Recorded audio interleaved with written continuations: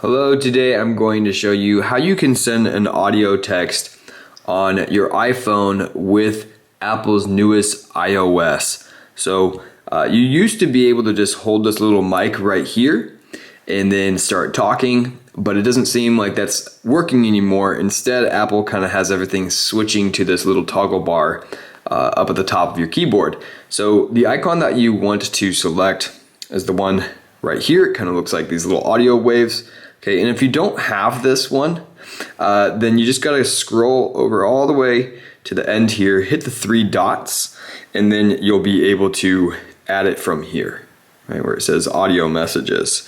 But anyways, if I tap on audio messages, right, then this comes up, and then I can either tap or I can hold to record. So if I go ahead and tap this, it'll start recording. This is just a test for this video. I'll go ahead and stop it, right? And then before I send it, I can always listen to it. So let's see what it sounds like. Hit the play button here. This is just a test for this video. I'll go ahead and stop it. All right. And then if I'm satisfied with it, then I would just go ahead and send it through like I would any other normal text.